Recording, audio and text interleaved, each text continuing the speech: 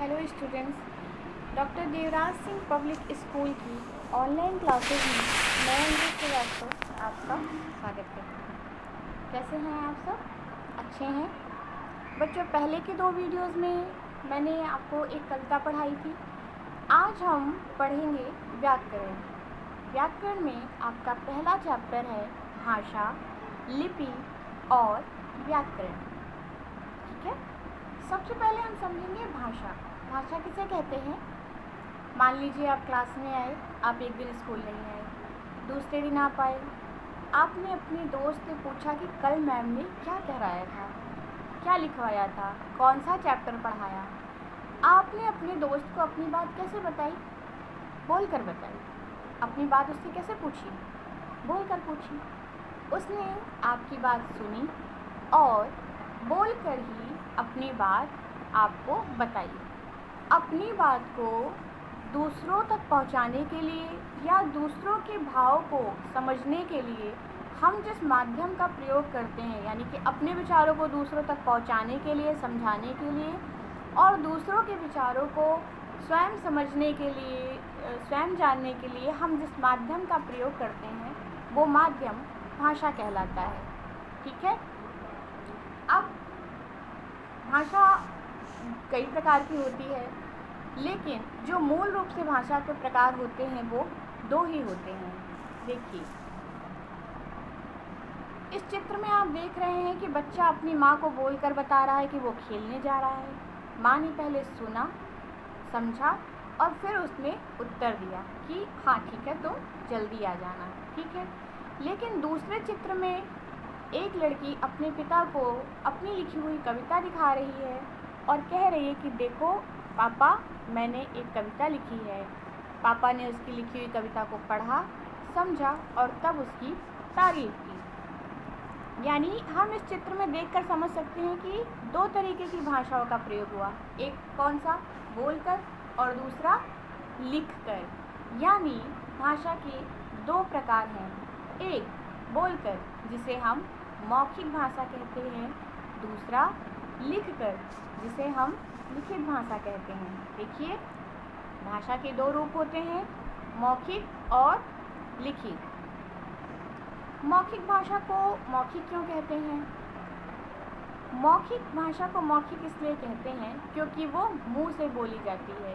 जिस भाषा में हम अपने बोले हुए शब्दों का प्रयोग करें, अपनी जिह्वा का प्रयोग करें, अपने मुख का प्रयोग करें, यानी सिर्फ अपनी बात बोलकर समझा रहे हैं, वहाँ पर लिख नहीं रहे हैं, वहाँ पर इशारे नहीं कर रहे हैं, सिर्फ अपनी बात बोलकर समझा रहे हैं, वो भाषा मौखिक भाषा होती है। अर्थात मुख के द्वारा बोली गई भाषा, जिसके माध्यम से हम अपनी बात आपको समझा रहे हैं और आप सुनकर अपनी बात हमें समझाएंगे बोलकर, वो भाषा मौखिक भाषा कहलाती है। अब दूसरा है लिखित भाषा। हर बार हम अपनी बात बोलकर नहीं समझा सकते। जैसे हम परीक्षा देने के लिए जाते हैं तो परीक्षा में जो प्रश्न पत्र मिलता है उसका उत्तर हम कैसे देते हैं? लिख कर देते हैं।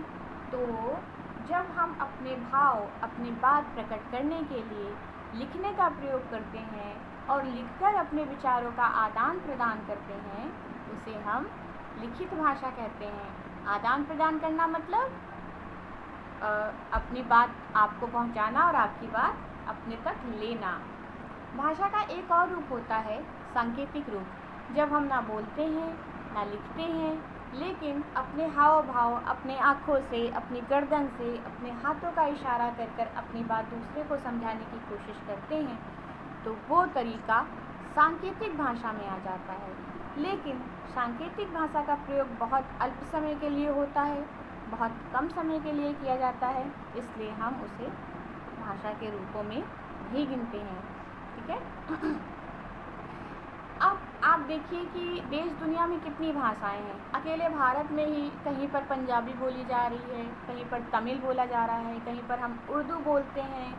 यानी कि सिर्फ एक भाषा काफ़ी नहीं है अपने विचारों को पहुंचाने के लिए।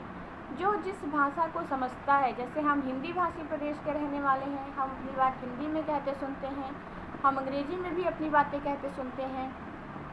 पंजाब में जो रहता है उसे पंजाबी समझ में आती है, तमिल में जो तमिलनाडु में रहता है, जो साउथ के लोग हैं, उन्हें तमिल ज़्यादा समझ में आती है, उन्हें कन्नड़ समझ में आती है। महाराष्ट्र के लोग हैं, उन्हें हिंदी के साथ साथ मराठी भी आती है, उन्हें अंग्रेजी भी आती है। तो बहुत सारी भाषाओं का है हमारे देश में जिनका प्रयोग हम करते हैं। और देश के बाहर भी, जो बाहर हैं, जो अब्रॉड है, विदेश हैं, जैसे वहाँ पर आप जाओ, अमेरिका में जाओ, वहाँ पर अंग्रेज़ी मुख्य भाषा है। जर्मन में जा रहे हैं आप, वहाँ पर जर्मनी जा रहे हैं, वहाँ पर जर्मन उसकी भाषा है ना। स्पेन जाते हैं तो वहाँ पर स्पेनिश उसकी भाषा होती है। तो हर देश की, हर प्रांत की अपनी एक अलग भाषा है, अपनी एक अलग बोली है। अब पाठ का जो दूसरा नाम है भाषा, लिपि और व्याकरण। लिपि किसे कहते हैं? जब हम किसी भाषा को लिखने के लिए निश्चित चिन्हों का प्रयोग करते हैं, जैसे हम वर्णमाला का प्रयोग करते हैं किसी चीज़ को लिखने के लिए, अ, ई, उ, ए, क, ख, ग, घ।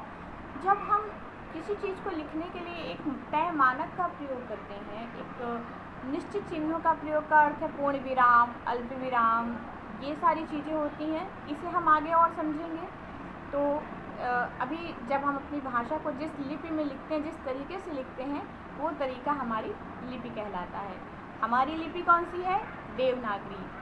भारत में हिंदी हमारी राजभाषा है, राष्ट्रभाषा भी है, क्योंकि हमारे देश की कोई राष्ट्रभाषा नहीं है, इसीलिए अघोषित रूप से हिंदी को ही हम अपनी राष्ट्रभाषा मानते हैं। तो बच्चों, आज की चैप्टर में हमने क्या क्या जाना कि हम अपनी भाषा को, अपने भाषा के माध्यम से अपनी बात एक दूसरे तक पहुंचाते हैं, इसलिए भाषा आवश्यक है। भाषा के दो रूप होते हैं, लिखित, मौखिक। और हिंदी हमारी राजभाषा है और राष्ट्रभाषा भी मानी जाती है, राष्ट्रभाषा है नहीं, अघोषित रूप से राष्ट्रभाषा है। और भाषा के लिखने के निश्चित चिन्ह को हम लिपि कहते हैं। ठीक है, आप इस वीडियो को ध्यान से देखिएगा, समझिएगा। जो चीज़ें आपको समझ में नहीं आ रही हैं, आप उन्हें अभी लिख के रखिए, या पर आप कमेंट में जाकर उसे पूछ सकते हैं। ठीक है, और तब तक के लिए आप अपने घर में स्वस्थ रहिए, सुरक्षित रहिए। अगली वीडियो में हम एक नया चैप्टर पढ़ेंगे। तब तक के लिए धन्यवाद।